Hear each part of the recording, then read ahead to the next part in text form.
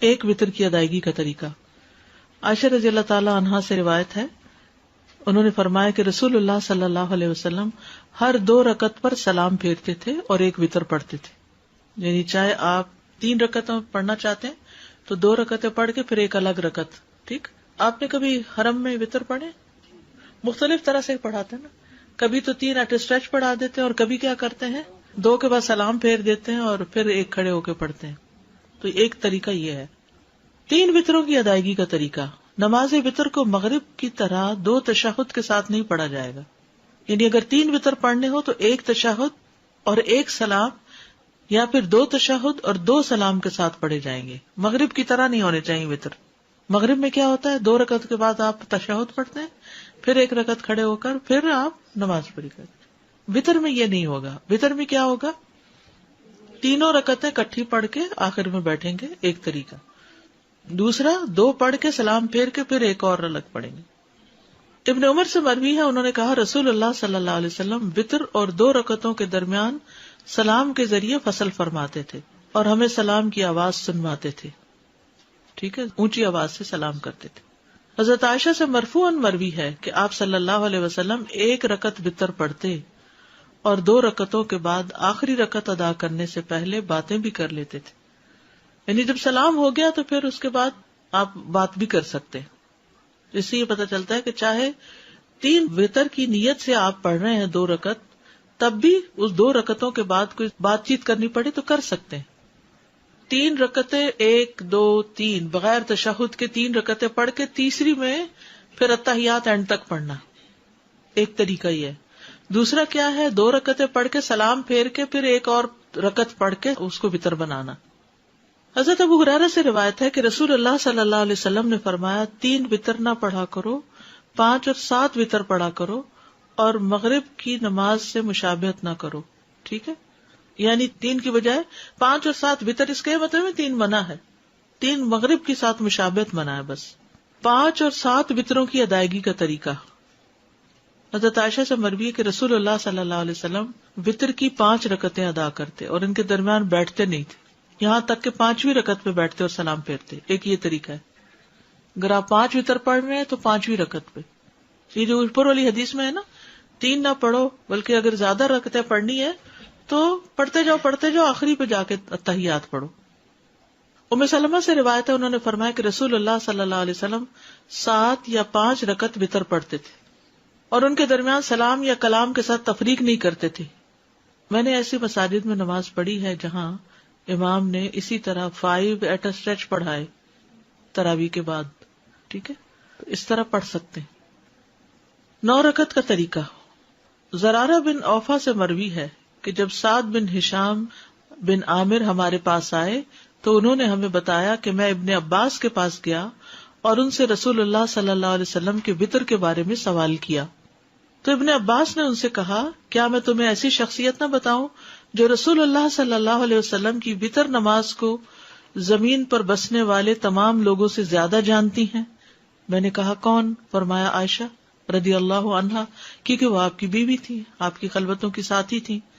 ہم وہاں گئے، انہیں سلام کہا، ان کی خدمت میں حاضر ہوئے اور ان سے سوال کیا. میں نے کہا مجھے رسول اللہ صلی اللہ علیہ وسلم کی وتر نماز کے بارے میں بتائیے. فرمانے لگی ہم آپ صلی اللہ علیہ وسلم کے لیے آپ کی مسواک اور آپ کے وضو کا پانی تیار رکھتے تھے.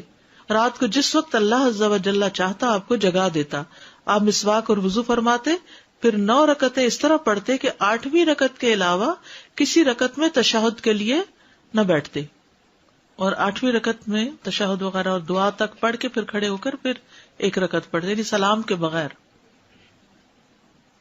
اے بیٹے، پھر جب رسول اللہ صلی اللہ علیہ وسلم بوڑھے ہو گئے اور آپ کو گوشت نے پکڑ لیا تو 7 رکعت پڑھ کر سلام پھیرتے اور بیٹھ کر 2 رکعت پڑھتے. تو اے بیٹا یہ 9 ہو گئی. آپ جب کوئی نماز شروع فرما لیتے تو اس پر ہمیشگی اور پابندی کو پسند فرماتے. وتر میں قرات کون سی صورتیں پڑھی جائیں؟ سورۃ الاعلی، الکافرون اور الاخلاص. ابی ابن کعب رضی اللہ عنہ سے روایت ہے کہ رسول اللہ صلی اللہ علیہ وسلم 3 رکعت وتر پڑھتے. پہلی رکعت میں سبح اسم ربک الاعلی، دوسری میں قل یا ایھا الکافرون اور تیسری میں قل ھو اللہ احد پڑھتے تھے. معوذتین. عبدالعزیز بن جراج کہتے ہیں کہ ہم نے ام المومنین عائشہ رضی اللہ عنہا سے پوچھا کہ رسول اللہ صلی اللہ علیہ وسلم وتر میں کون سی صورتیں پڑھتے تھے؟ تو انہوں نے کہا پہلی رکعت میں سبح اسم ربک الاعلی، دوسری میں قل یا ایھا الکافرون، اور تیسری میں قل ھواللہ احد اور المعوذتین.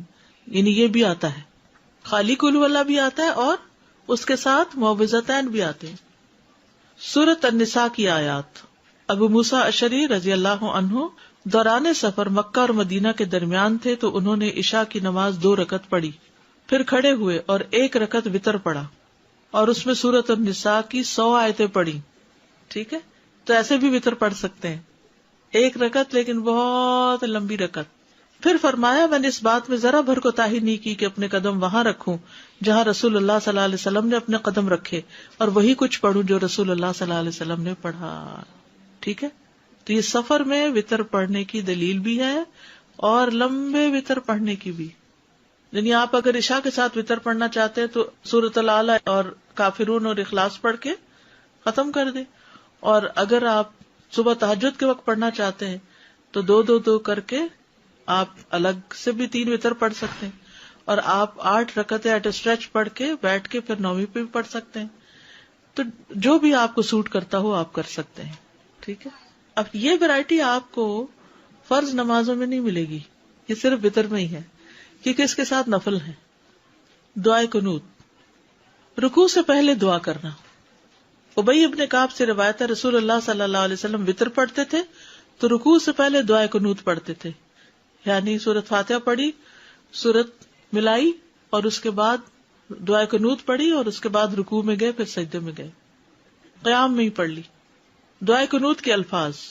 ابو حوراء سے روایت ہے انہوں نے کہا کہ حسن بن علی رضی اللہ عنہما نے بیان کیا کہ رسول اللہ صلی اللہ علیہ وسلم نے مجھے کچھ کلمات سکھائے جنہیں میں قنوت وتر میں کہا کروں. اللہم اہدنی فی من ہدیت وعافنی فی من عافیت وتولنی فی من تولیت وبارک لی فیما اعطیت وقنی شر ما قضیت انک تقضی ولا یقضی علیک وانہ لا یذل من والیت ولا یعز من عادیت تبارکت ربنا وتعالیت. ٹھیک ہے. ایک اور دعا. علی بن ابی طالب رضی اللہ عنہ سے مروی ہے کہ رسول اللہ صلی اللہ علیہ وسلم اپنے وتر کے آخر میں یہ کہا کرتے تھے اللہم انی اعوذ برضاک من سخطک وبمعافاتک من عقوبتک واعوذ بک منک لا احصی ثناء علیک انت کما اثنیت علی نفسک. اور ایک اور دعا بھی جو پڑھتے ہیں اللہم انا نستعینک ونستغفرک ونؤمن بک ونتوکل علیک ونثنی علیک الخیر ونشکرک ولا نکفرک ونخلع ونترک من یفجرک اللہم ایاک نعبد ولک نصلی ونسجد والیک نسعی ونحفظ ونرجو رحمتک ونخشى عذابک ان عذابک بالکفار. وتر کی بعد کی دعا. وتر کے بعد کی دعا. ابی ابن کعب سے روایت ہے کہ رسول اللہ صلی اللہ علیہ وسلم 3 رکعات وتر پڑھتے، پھر جب فارغ ہوتے تو فراغت کے وقت 3 دفعہ سبحان الملک القدوس، پاک ہے بادشاہ نہایت مقدس، یعنی اللہ تعالیٰ کی تعریف بیان کرتے، یہ پڑھتے. آخری مرتبہ لمبا کر کے پڑھتے سبحان الملک القدوس سبحان الملک القدوس سبحان الملک القدوس، ایسے لمبا کر کے پڑھتے.